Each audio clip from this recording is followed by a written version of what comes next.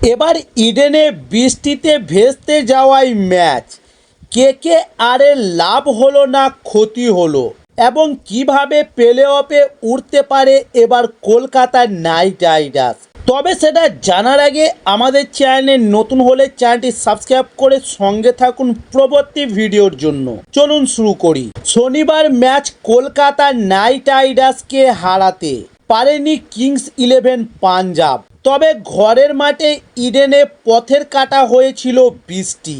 হিসেবের খাতিরে গতকাল ম্যাচ হারেনি কেকেআর। তবে বৃষ্টির কারণে খেলা ভেস্তে যায় এবং প্লে অফে ওঠার রাস্তা আরও জটিল হলো অজিঙ্কে রাহানেদের। পাঞ্জাবের বিরুদ্ধে দ্বিতীয় পর্বের ইনিংসে ভেস্তে যাওয়ায় কলকাতা নাইট রাইডার্সের ভবিষ্যৎ নিয়েও উঠছে প্রশ্ন।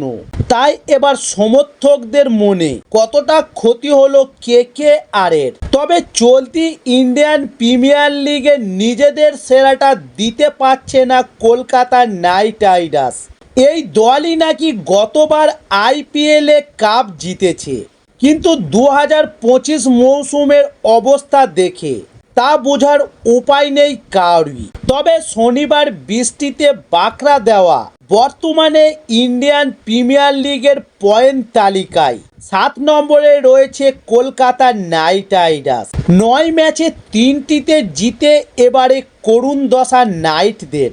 আর এখানেই প্রশ্ন উঠছে যে পাঞ্জাবের বিরুদ্ধে ম্যাচ ভেস্তে যাওয়ায় কতটা প্রভাব পড়বে কেকেআরের। তবে সেক্ষেত্রে জানিয়ে রাখি, বর্তমানে বৃষ্টিতে বিঘ্নিত ম্যাচের পর খাতায় কলমে প্লে অফে ওঠার সম্ভাবনা জিয়ে রয়েছে রাহানেদের। তবে সূত্রে বলছে প্লে অফে ওঠার কঠিন অঙ্ক সহজ করতে এখনও অন্য দলের উপর ভরসা করতে হবে কেকেআরকে।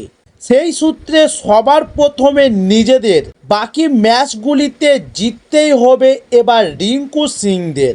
তবে শনিবার ম্যাচে বৃষ্টি কাটা হওয়ার আগে নির্ধারিত 20 ওভারে 4 উইকেট খোয়ে 202 রানের বড় লক্ষ্য বাঁধা পাঞ্জাব কিংসের।